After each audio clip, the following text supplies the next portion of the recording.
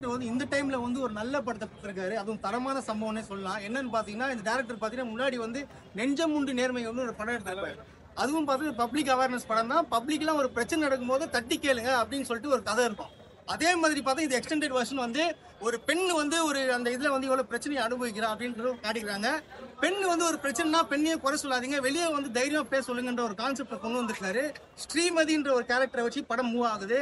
அதாவது நம்மளுக்கு வந்து நேரடியாக பாக்குற மாதிரி இருக்கும் அந்த பொண்ணு அடிகா நடிச்சதுலாம். இந்த டைம்ல வந்து இப்படி ஒரு படம் தேவைப்படுற ஒரு படம். அதுக்கு டைரக்டருக்கு ஒரு மிகப்பெரிய ஒரு ஆட்ச் ஆஃப் சொல்ல விரும்புறேன். சூப்பரா இருக்கு, எதுவுமே நீங்க குறை சொல்ல முடியாது. எனக்கு ரொம்ப ரொம்ப பிடிச்சிருக்கு. வேற லெவல் படம். இல்ல படத்தோட ஒரு மிகப்பெரிய பிரச்சனை என்னன்றதை ஷார்ட்டா சொல்லிடுறேன். படம் சூப்பரா இருக்குங்க, அதுல மாற்று கருத்தே கிடையாது. பட் ஒரு மிகப்பெரிய நெகட்டிவ் இருக்கு. என்ன நெகட்டிவ்னா படத்தோட டைட்டில் பிடி சார்னு வச்சிருக்காங்க. இந்த பிடி சாரை பார்க்க யார் வருவா? காலேஜ் பசங்க, ஸ்கூல் பசங்க, மிஞ்சி போனா அவள் தான். ஃபேமிலி ஆடியன்ஸ் உள்ள வருமானா வராது. ஏன்னா உள்ள என்ன இருக்கு போது, ஸ்கூல் பசங்க இல்ல காலேஜ் பசங்க சண்டை கிண்டன் எதுனா இருக்குமோன்ட்டு வராம போயிடுவாங்க. பட் உள்ள ஒரு அமிர்தத்தை வச்சுட்டு வெளியில வந்து ஏதோ சாதா பானையை போட்டு வச்ச மாதிரி இருக்கு.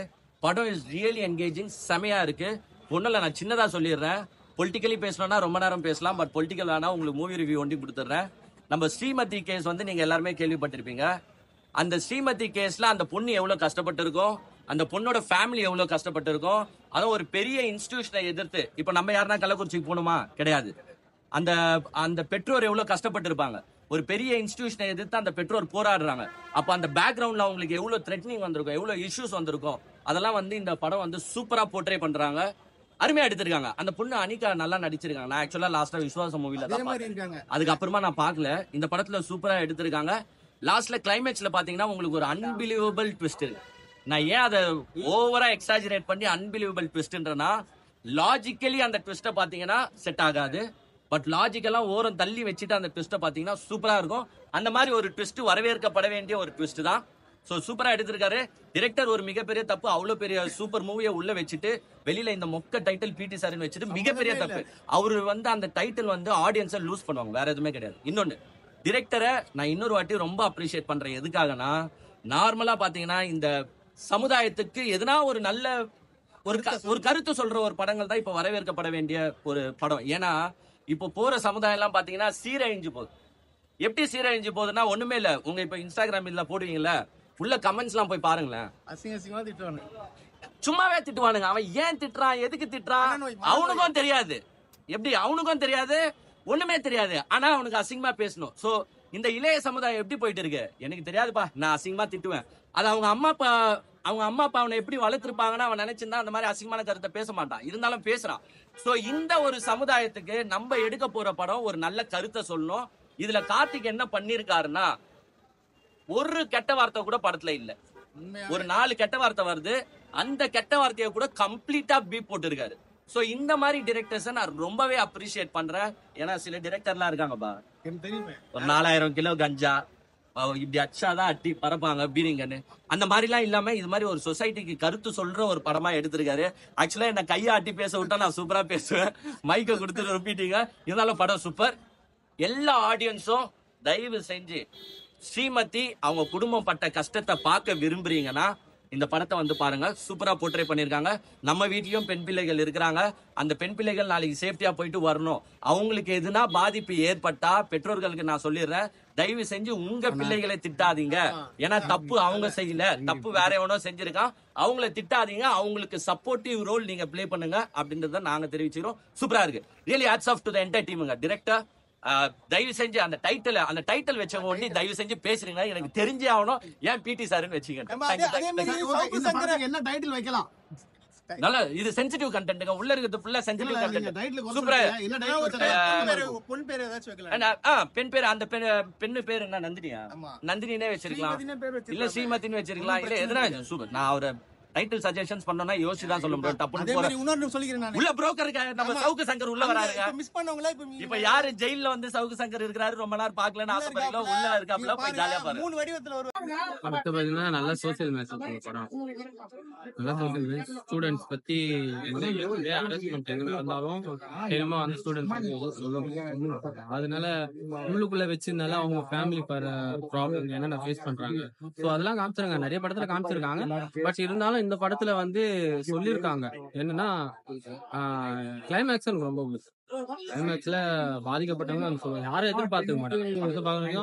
அவங்க இறந்துட்டாங்க, எல்லாம் இறந்து படம் முடிஞ்சிச்சு, அவங்க வந்து இப்ப சாட்சி எதுவுமே இல்லை அப்படின்றப்போ பாதிக்கப்பட்டவங்களே திடீர்னு வரும்போது அது வந்து கெத்தா இருந்தது. அந்த பொறுத்த வரைக்கும் கிளைமேக்ஸ் தான் ட்விஸ்ட் இருந்தது. என்ன சொல்றாங்கன்னா இப்ப ஃபர்ஸ்ட் ஹாஃப்லாம் கொஞ்சம் லேகா இருக்க மாதிரி இருக்காங்க. அதை பத்தி நீங்க என்ன ப்ரோ லேக்ன்றதா இல்ல ப்ரோ, எந்த படம் எடுத்தாலும் எதனா ஒரு இடத்துல லேக் வரும். அதை பத்தி எல்லாம் யோசிப்போம். உள்ள என்ன கண்டென்ட் வச்சிருக்காங்க நம்ம அதை தான் சொல்லணும், அதை பத்தி தான் பேசணும்.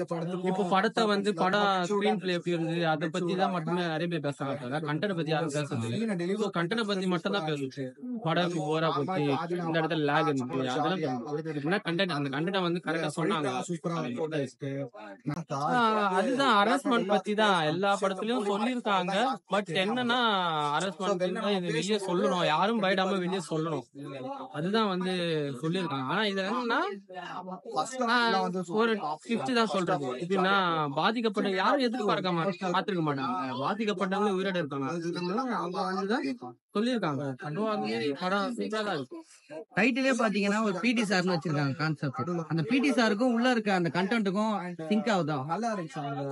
உள்ள இருக்க கண்டென்ட் சிங்க் ஆகுது. எதனால ப்ரோ சிங்க் ஆகுது? எதனால சிங்க் ஆகுதுன்னா, சோ அவரும் ஸ்கூல் பிடி மாஸ்டர். சோ இங்க நடக்கிறதுக்கும் ஹராஸ்மெண்ட் நடக்கிறதுக்கும் ஒரு சம்பந்தப்பட்ட ஒரு படிக்கிற இதுல தானே. சோ அதுல வந்து என்ன விஷயம் வந்தாலும் ஒரு டீச்சர்ஸோ இல்ல பிரின்சிபாலோ இல்ல ஒரு சேர்மன் வந்து தட்டி கேட்கணும் கிடையாது, பிடி சாரும். அதை பத்தி வந்து அதுக்கும் இதுக்கும் சிங்க் ஆகுது. ஸ்கூல்ல எந்த இடத்துல நம்ம படிக்கிற ஒரு எந்த இடம் இருந்தாலும் அங்க எந்த யார வேணா தட்டி கேட்கலாம், அந்த விதத்துல வந்து பிடி சார் தட்டி. சாங்ஸ் எல்லாம் எப்படி ப்ரோ பண்ணி? சாங்ஸ் நல்லா இருக்கு. எனக்கு